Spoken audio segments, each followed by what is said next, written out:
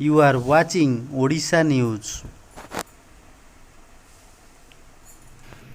राष्ट्रीय एकता दिवस अवसर रे आज भुवनेश्वर रेलवे स्टाडियम निकटरू एकता दौड़ अनुष्ठित हो जाइछि।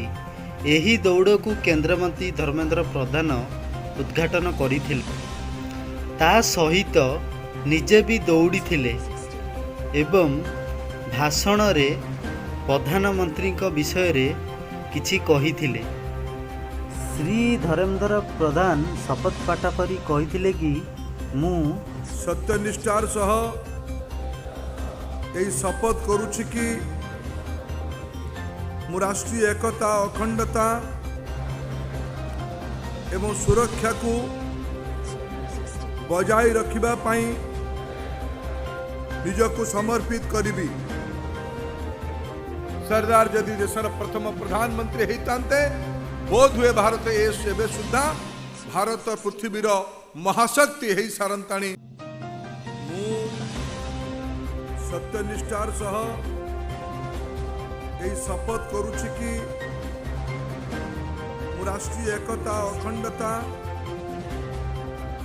एवं सुरक्षा को बजाय रखिबा पाई निजको समर्पित करिबी।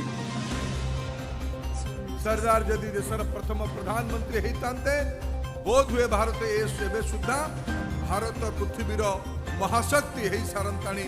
से भलिया सरदार पटेल जहांक आज 144तम जन्मदिन पृथ्वीर सबुठु उच्चा मूर्ति तांको जन्मदिन को राष्ट्रीय एकता दिवस से दिवस अवसर रे देशर नागरिक मान भितर एक भारत श्रेष्ठ भारत बनैबार जो संकल्पनार आह्वान प्रधानमंत्री नरेंद्र मोदी आज देश सामने रखिचंती तांको केते भी प्रशंसा कले कम हबो।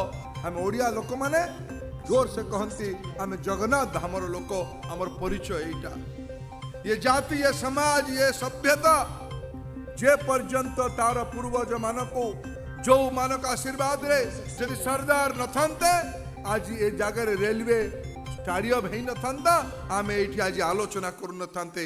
ये रन फॉर यूनिटी रे शामिल हेतिबारु सरदार वल्लभ भाई पटेल को मने पकैतिबारु नरेंद्र मोदी निष्पत्ति रे एकजुट हेतिबारु समस्त को बहुत बहुत धन्यवाद।